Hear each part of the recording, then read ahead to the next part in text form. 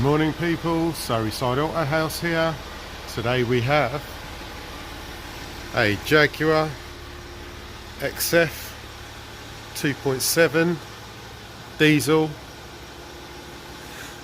and we have a diesel particle filter full warning on the dashboard, on the instrument cluster, and we have scanned it, and she reveals that the diesel particle filter regeneration frequency is not correct. So we have checked the live data, and we have the differential pressure sensor reading at 15 kPa, kilopascals, so not really that high even under full acceleration. So we're just going to check over the pipes, the supply coming over to the diesel particle filter pressure sensor. We're going to check the supply pipes coming up to it to see if any are broken, and yes, we shall carry on investigating this. We will check the wheels. We will push here and pull here. We will check the play this way. We will check the play this way. We will check the play this way. We will check the play this way, and we will push this wheel in the arch that way and that way by standing in front of the wheel in this position, putting one hand here and your other hand here, and do the push and pull effect. And we can check the road springs and shock absorbers for leaks.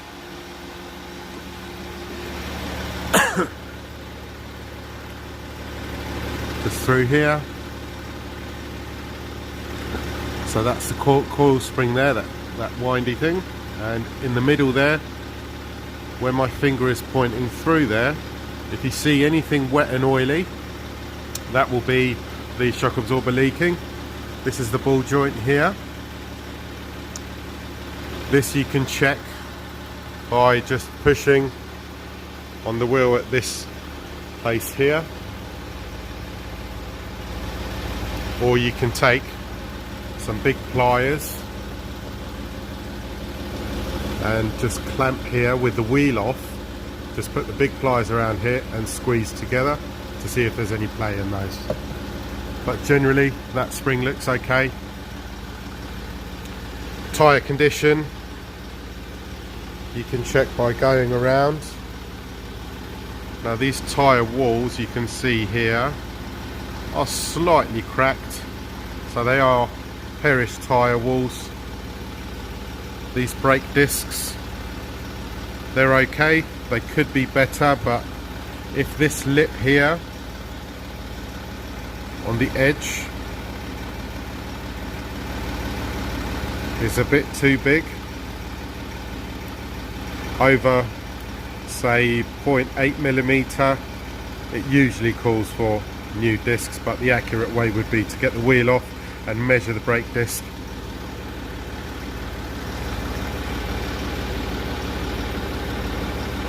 You can look through here at the brake pad, which is where that yellow line is. That's the brake pad thickness there. So this has got plenty of brakes on there. And we can do the same on the other side.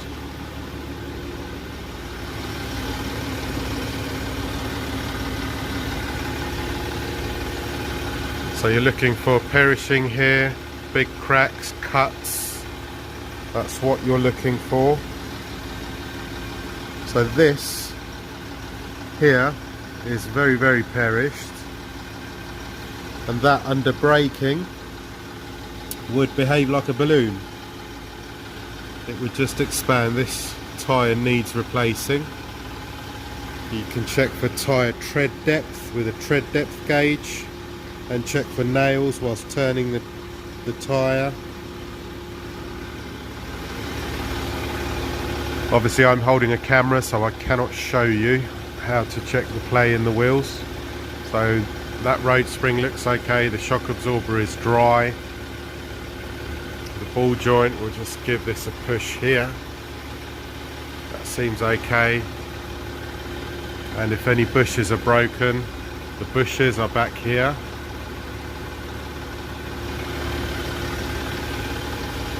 And now we'll check the rear.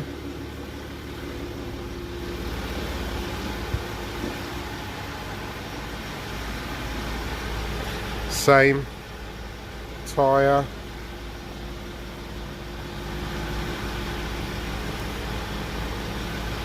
Now from here we can also see the brake metal line there. In case they're corroded, just check those over. Have a look at the brake disc through here. Just run your nail over the edge of the brake disc. They have been replaced very recently. Shine the torch on the brake pad and just turn the wheel ever so slightly and see if you can see the brake pad there. We can just see it. I'll point up to you.